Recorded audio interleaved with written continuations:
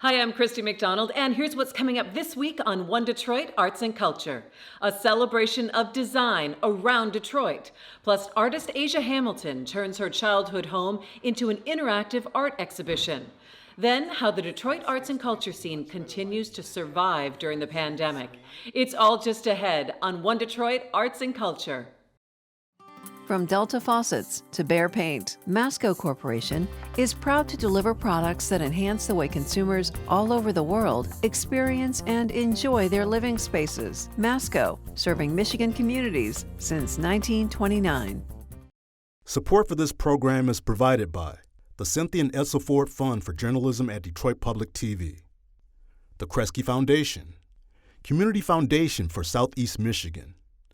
The DTE Foundation is a proud sponsor of Detroit Public TV, among the state's largest foundations committed to Michigan-focused giving. We support organizations that are doing exceptional work in our state. Visit dtefoundation.com to learn more.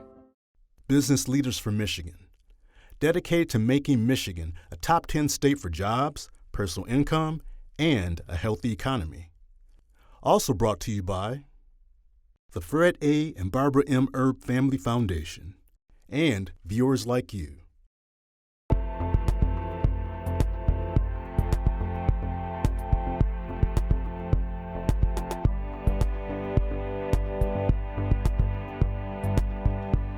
Hi there, and welcome to One Detroit Arts and Culture. I'm Christy McDonald. Thanks so much for being with me.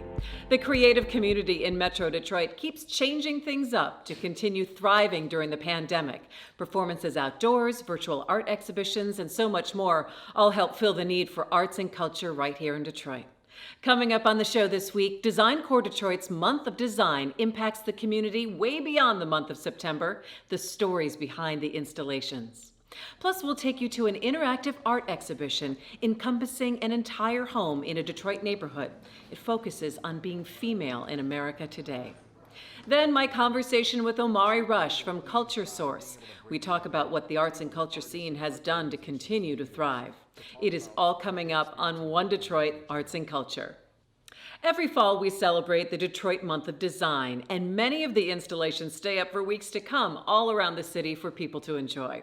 Will Glover spoke to Design Core Detroit's Kiana Wenzell about all of the projects and how the designs combine beauty with a learning experience.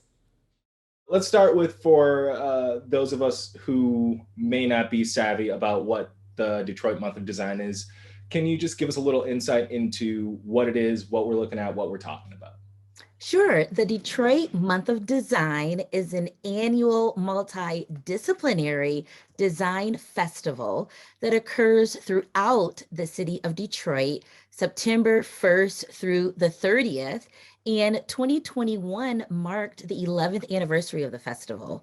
And this year we had 80 plus events on the calendar. It was a hybrid program. So we had virtual events, outdoor installations, and indoor events following CDC guidelines.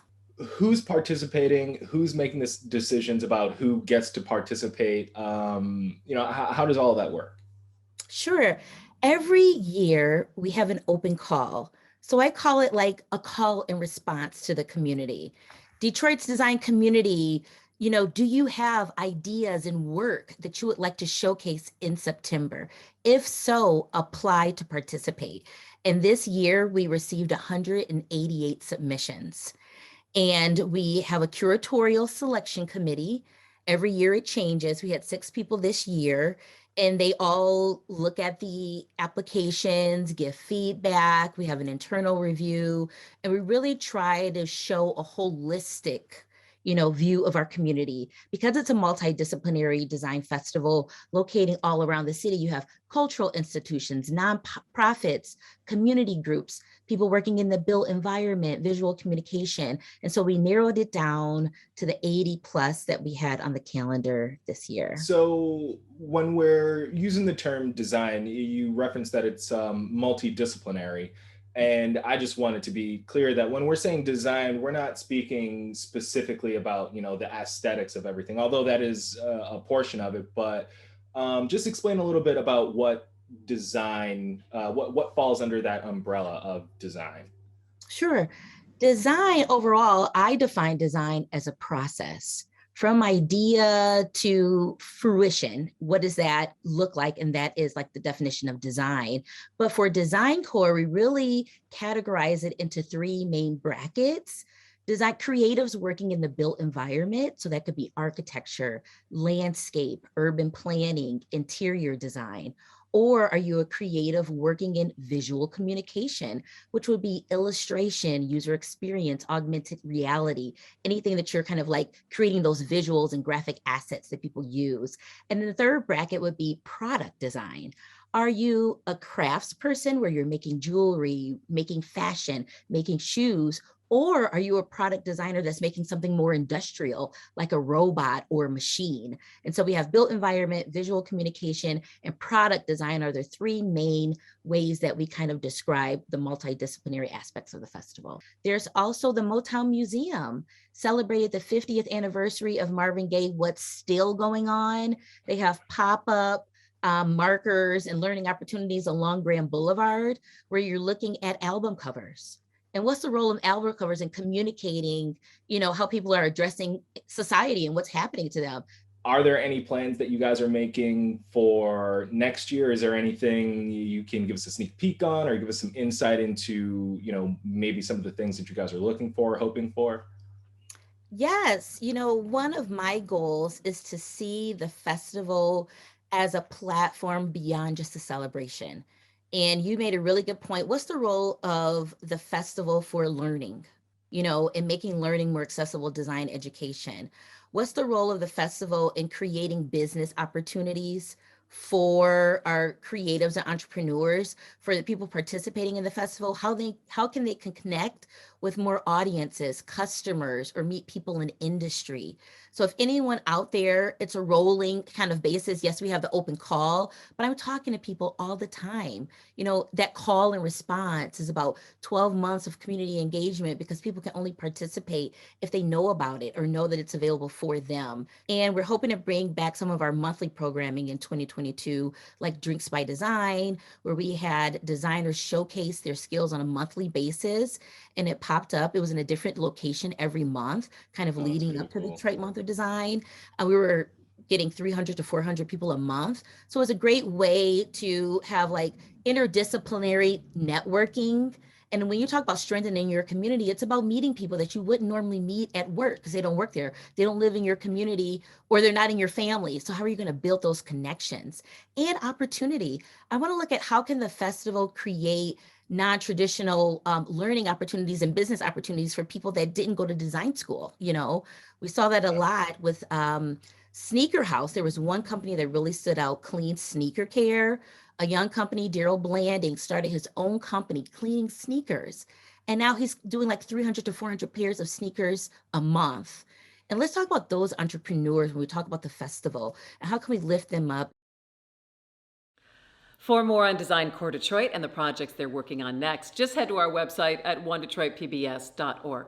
All right, turning now to an art exhibition that focuses on being female in America today.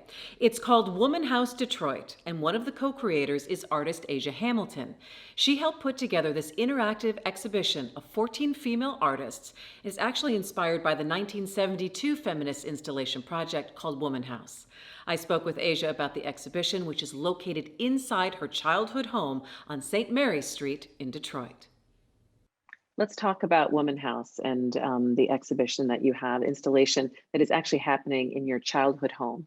It's 14 artists that you have gathered in this house, and it really is looking back at that famous exhibition from 1972 of the same name. Talk to me about how WomxnHouse here in Detroit came to be. So Laurie Earle, she is the chief curator for WomxnHouse. She actually did an exhibition in I think it's Manchester, Michigan, called Dear WomxnHouse. And she turned her home into an exhibition space based on the model of Judy Chicago's WomxnHouse. So I had already decided that I wanted to turn my house into an artist residency for women. And, I was actually getting prepared for that, doing a lot of, renovation on the house and such. But she suggested that we have this exhibit. So we went down the line of thinking of different artists that would be great for this exhibit. And we thought of women who speaks to the female experience, women who really talk about their experiences in their lives as women, as well as, sharing opportunities with other women artists. Yeah. 14 awesome, diverse women from around the Detroit and metropolitan Detroit area. And once we got the women together, we, did a series of conscious raising, workshops where we spoke about our experiences as women in, not just in the arts, but just period, and how that relates to, society today and back then. Yeah, I was just going to say, I mean, we look at the 70s and the period in time for women and coming into our own and finding where are we in 2021. What have some of the reactions been of seeing WomxnHouse now? We've had some very strong reactions. We have one installation called The Womb, which is an actual walking into the womb of a woman. That's done by Jessica DeMiro, and a lot of people have, been touched by that. Just thinking about, what women go through as far as childbirth or, dealing with, maybe the loss of a child, because that was what sprung from Jessica's piece. Also, we had Sabrina Nelson. She did a piece in the bathroom, a POC area, just really speaks to healing and woman and self-love and loving yourself and taking care of yourself naturally, and not, putting society's, chemicals all over yourself to make yourself more beautiful. Another piece speaks to abortion and, our right to choose, and, how, the bill that was passed in Texas has taken away that right for women. So, there's various different things that has pulled the heartstrings of, people who have come into the space. And then there's some funny pieces, I did some art. I was in it too. My piece is on the front porch. It's called Fall in Love. On the porch, it's a porch swing, and it's covered in fall stuff, and it smells good, and it's all about the lovey-dovey feelings of love, but it's also a fairy tale. The fairy tale that we are, that we're taught growing up as a kid about what love is and what it holds.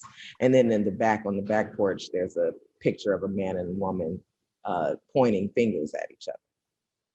So every part of the house has become a part of the art. And for it to be your childhood home, your journey becoming an artist, and then giving your childhood space to other women to express their art. There's something really powerful about that, Asia. The house has always been a house full of women. There are more women in my family than there are men. Having the house be a space for art is my give back to that community. To be able to share with them how I see art and how I've experienced it, and let them see it and experience it, it is like my pleasure. It's my pleasure. Seeing my neighbors drive by and slow down and say, what's going on here? I'm like, come on in. And when they come in and they experience the art, I'm like, that's what this is all about. For more information on Asia Hamilton and WomxnHouse, which will be open until the end of October, just go to our website at onedetroitpbs.org. All right, let's head up to Mackinac Island, where I was able to have an in-depth discussion at the policy conference with Culture Source's Omari Rush. We talked about the state of the arts and culture scene in Michigan as we move through the pandemic. So talk to me about the last year and a half and the arts and culture scene. And you've been able to interact with a lot of artists who, for a lot of them, their livelihoods came to a screeching halt for a bit. And then it was, all right, now what do we do 6 months in, 8 months in? And what has Culture Source been able to do to help support arts and culture in this time? So certainly we've seen people come together more just because everybody is experiencing this crisis in a different way, but also realizing that we're stronger together. And so we've just really been pleased by being able to bring together tables of artists and arts organizations, leaders, to talk about what they're experiencing and what we can learn from each other. As we've been doing that, we've certainly been hearing that things are pretty rough out there. They continue to be rough as the Delta variant surges, and as people are still a little bit hesitant to engage in the way that they had before. As an example, we have commissioned Wolf Brown to do audience research to help us understand what people are feeling today about how they participate culturally in the future. The survey is going out every other month, and we're just getting great and incredible data. It's really exciting because it's allowing leaders on the ground to make data-driven decisions. So one of the things we know is that arts audiences are reporting being 90% vaccinated, and that's been the case since earlier this year and holding pretty consistently. We're hoping that that's going to make people feel just a little bit easier and better. Just similarly at this conference, knowing that everybody here is vaccinated, when you're shoulder to shoulder with somebody in an auditorium seat, they're likely vaccinated and you can breathe a little bit easier. We also know that audiences are very much tracking what's happening with the virus. They understand that a surge is happening. And so whereas earlier in the spring, when everybody was getting their shots and feeling very optimistic, I was making all kinds of plans. Oh, yes, for this summer and beyond. Mm-hmm. People are now saying, let me put on the brakes. And we're seeing people predict that they will be ready to go back, not this fall, not October, but now we're looking at January, where people are expecting they're going to really re-engage. And across all that, we're really excited that folks are feeling like, you know what, we really trust our arts and cultural organizations to keep us safe and entertained as we're in their space. So as we keep seeing plans change and adapt, I mean, you see the DSO performing at outdoor venues or saying that now you've got to be vaccinated to be able to be at an indoor event. What do you think some of the changes that organizations have had to go through over this last year and a half that they'll keep as we move forward? Because sometimes out of great challenges, we come up with some of the most creative solutions or different ways of doing things that think like, you know what, if we weren't forced to, we would have never done this. Well, I'm really pleased to see people engaging in some long-term planning because it's the most difficult kind of planning to do right now in a state of complete and total ambiguity. But people are understanding that they have to find a way to persist with, engaging people in creative and cultural expression. And some of that means taking what they learned during the deepest, darkest days of the pandemic and keeping it going. So we are certainly seeing people continue to do hybrid work, digital, online engagement, as well as in-person engagement. The challenge there is that people are having to just make pretty core and expensive investments in digital technology. They're having to get as pro as you and Detroit Public Television are at broadcasting, although it's so wonderful to have you all as allies so we don't have to do it ourselves. So that's one of the things that we're seeing is just more hybrid work, digital and in-person. We certainly are seeing people get very creative with distanced programs, and so innovative outdoor events and interesting spaces. There's an upcoming show this weekend in a parking garage. People have invested in different kinds of scheduling tools to help get people in and out of a space on time and efficiently. So those kinds of efficiencies, I think, are also here to stay. And then finally, people are also just realizing that vaccine mandates are maybe the way to go. As the federal government, as big business are making these decisions, it's making it easy for the little guys, if you will, to similarly say, in order to be in our space, you really need to have a vaccine. I'm sorry if that is tricky for you, but it's where we're at, and it's where we want our kind of community to be and where our country to be. Well, and that's how you're going to be able to have a sustainable program moving forward, to be able to have people in the seats pay for the programming that you want to see. It's funny, you talked about kind of pivoting to the digital divide. My sister-in-law is the director of the Washington Gay Men's Chorus, and she said, I never thought I'd have to be a video producer. I'm usually the conductor and the creative director and the coordinator, she said, but I'm creating video programs now because we haven't been able to be in person the way that we are.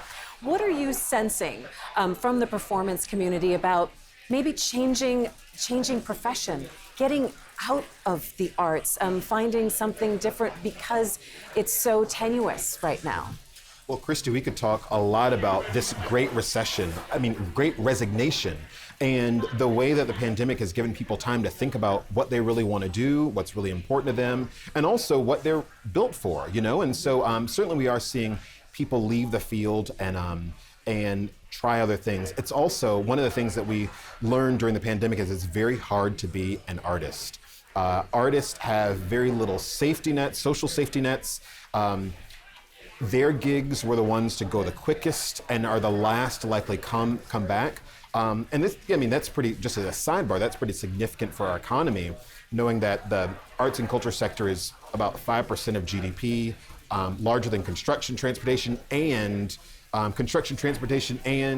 agriculture combined. And so, yes, not having them in the workforce, not having them powering our communities is really kind of devastating. And so our hope is that as a cohesive community, that we can do what we can to continue to make pathways, create pathways for artists to have viable careers in performance and exhibition.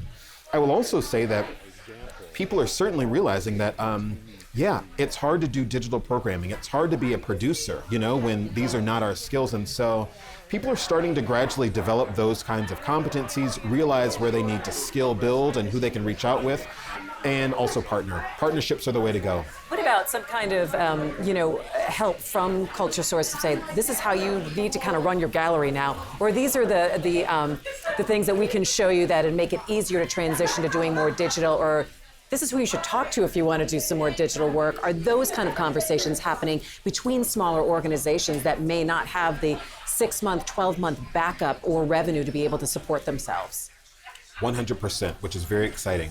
So one of the things, even just last week, we had one of our monthly calls with CEOs and executive directors of arts organizations, and I got a direct message from a leader saying, you know, we could really use some help with vaccine mandates, vaccine, proof of vaccination. And so this week we have a call coming up with a national app, vaccine app, to see if we might be able to standardize, like make it easy and efficient for the smallest organizations and the largest organizations to use the same app to make it very easy on the audience member end. Right, so they can go across organizations, and it's like, as long as I have one proof for here, it goes across the board. Absolutely. We also, in the past year, had a pretty major partnership with Rocket Community Fund. You know, Rocket is so much powered by digital cultures in their work, and we're really interested in helping us help our members think about transitioning their infrastructure to something that feels more digitally rich.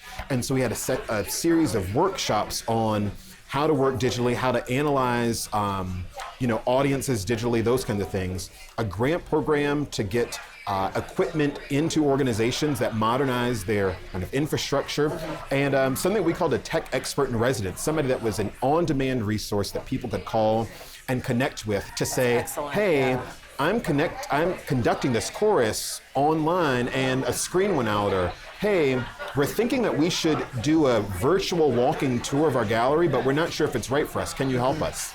And so we've been really excited to provide those kinds of supports to the field during this really tricky time. You know, one of the things about, we talk about arts and culture, music, performance, it feeds our soul.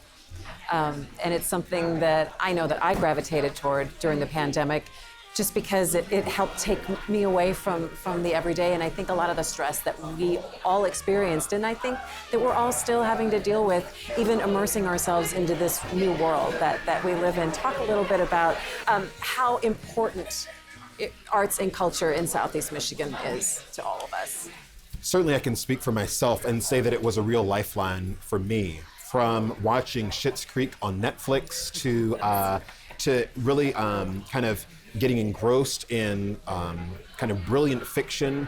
This idea of connecting with very creative, inspired work was core to my kind of navigating a really dark time. So there's that.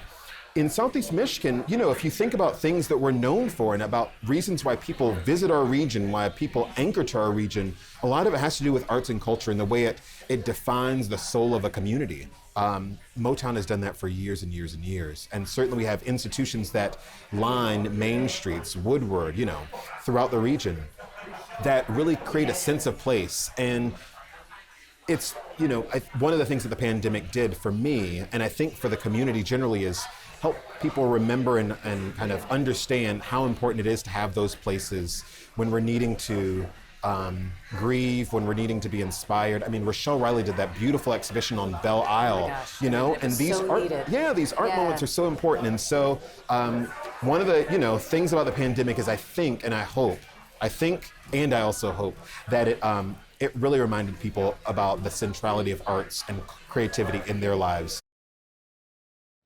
For so much more on our arts and culture stories and our live performances, just head to onedetroitpbs.org for so much more, as well as our social media channels at One Detroit.